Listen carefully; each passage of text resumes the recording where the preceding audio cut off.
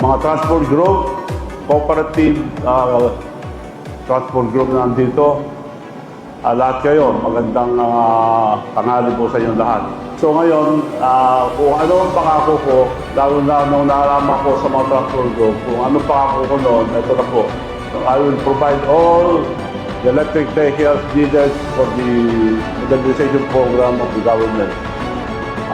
Pangako ko yan, sarang salita ko, ito na.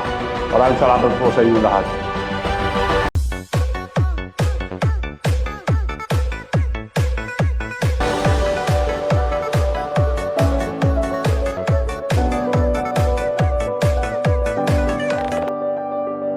Opisyal na inilunsad ni Luis Chavez Singson ang LCSEMON Factory sa Malvar, Batangas City noong ika-30 ng Abril taong 2025.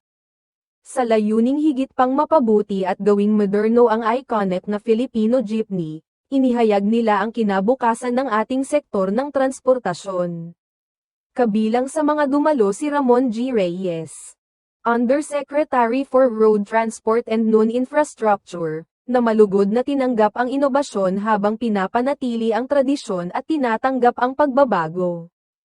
Hayaan ang milestone na ito na maging simula ng isang mas malinis at mas ligtas na kinabukasan. Chavit, mga kasosyong kumpanya upang makagawa ng 500 jeepney bawat buwan. Sinabi ni dating Ilocos Sur Governor at businessman Chavit Singson na ang kanyang kumpanya, kasama ang kanyang mga kasosyo, ay nagpaplanong gumawa ng 500 jeepney bawat buwan bilang bahagi ng kanilang pribadong sektor na inisyatiba upang matulungan ang mga lokal na jeepney driver na lumipat sa mas malinis at mas napapanatiling teknolohiya.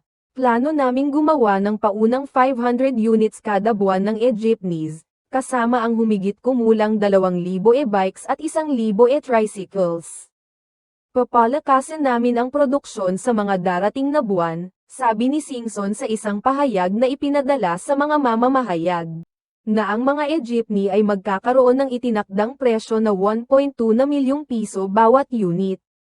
Nitong nakaraang buwan, ang LCS Group of Companies na pag-aari ni Singson, sinabi niya na ang kanilang mga e-jeepney ay maaaring makuha ng hindi nangangailangan ng paunang bayad at walang interes, na ginagawang mas madaling ma-access ng mga driver at transport operator ang paglipat sa mga electric vehicle. Sa ngayon, pinagsama-sama natin ang 3,000 units bilang paunang order para sa PUVMP. At ang mga unit na ito ay hindi lamang magagamit para sa PUVMP kundi ibebenta rin sa mga pribadong mamimili, sabi niya. Ang pagtatayo ng mga charging station sa mga transport terminal upang matiyak na ang mga serbisyo ng e-jeepney sa mga commuters ay bahagi rin ng mga plano sa hinaharap, aniya. Ang data mula sa Chamber of Automotive Manufacturers of the Philippines, Inc.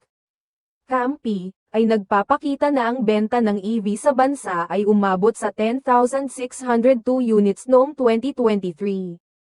Na nagmamarka ng 2.5% bahagi ng kabuuang pagbili ng sasakyan. Samantala, ang dami ng benta ng mga EV ay umabot sa 304,765 na mga unit mula Enero hanggang Agosto ng nakaraang taon.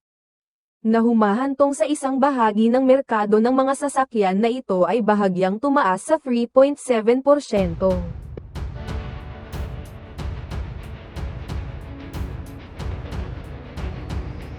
Mga transport group, cooperative transport group na nandito. Lahat kayo, magandang tanghali po sa inyong lahat. So ngayon, kung ano ang pangako ko, lalo na nung naalaman ko sa mga transport group, kung ano pangako ko noon, ito na po. I will provide all the electric vehicles needed for the modernization program of the government. Para sa ating mga drivers and operators, kayo po ang bida sa proyektong ito. Hindi lang tayo mag-modernize ng transportasyon, kundi maghahatid tayo ng mas ligtas at mabuting kabuhayan para sa magandang kinabukasan natin. Maraming salamat po sa inyo lahat. Asahan po nyo na gagawin namin lahat ang ating magagawa sa pagtulong sa ating kapwa Pilipino Pangako ko yan, sa pagsalita ko, ito na. Maraming salamat po sa inyo lahat.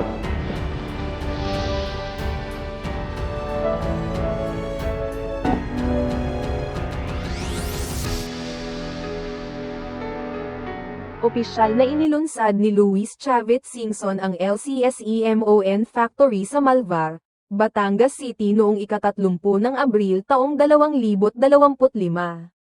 Sa layuning higit pang mapabuti at gawing moderno ang iconic na Filipino jeepney, inihayag nila ang kinabukasan ng ating sektor ng transportasyon. Kabilang sa mga dumalo si Ramon G. Reyes, Undersecretary for Road Transport and Non-Infrastructure, na malugod na tinanggap ang inobasyon habang pinapanatili ang tradisyon at tinatanggap ang pagbabago. Hayaan ang milestone na ito na maging simula ng isang mas malinis at mas ligtas na kinabukasan. Chavit, mga kasosyong kumpanya upang makagawa ng 500 jeepney bawat buwan. Sinabi ni dating Ilocos Sur Governor at businessman Chavit Singson na ang kanyang kumpanya, kasama ang kanyang mga kasosyo, ay nagpaplanong gumawa ng 500 jeepney bawat buwan bilang bahagi ng kanilang pribadong sektor na inisyatiba upang matulungan ang mga lokal na jeepney driver na lumipat sa mas malinis at mas napapanatiling teknolohiya. Plano naming gumawa ng paunang 500 units kada buwan ng e-jeepneys, kasama ang humigit kumulang 2,000 e-bikes at 1,000 e-tricycles. Papalakasin namin ang produksyon sa mga darating na buwan, sabi ni Singson sa isang pahayag na ipinadala sa mga mamamahayag, na ang mga e-jeepney ay magkakaroon ng itinakdang presyo na 1.2 na milyong piso bawat unit. Nitong nakaraang buwan, ang LCS Group of Companies na pag-aari ni Singson, sinabi niya na ang kanilang mga e-jeepney ay maaaring makuha ng hindi nangangailangan ng paunang bayad at walang interes, na ginagawang mas madaling ma-access ng mga driver at transport operator ang paglipat sa mga electric vehicle. Sa ngayon, pinagsama-sama natin ang 3,000 units bilang paunang order para sa PUVMP. At ang mga unit na ito ay hindi lamang magagamit para sa PUVMP kundi ibebenta rin sa mga pribadong mamimili, sabi niya. Ang pagtatayo ng mga charging station sa mga transport terminal upang matiyak na ang mga serbisyo ng e-jeepney sa mga commuters ay bahagi rin ng mga plano sa hinaharap, aniya. Ang data mula sa Chamber of Automotive Manufacturers of the Philippines, Inc. CAMPI, ay nagpapakita na ang benta ng EV sa bansa ay umabot sa 10,602 units noong 2023. Na nagmamarka ng 2.5% bahagi ng kabuuang pagbili ng sasakyan.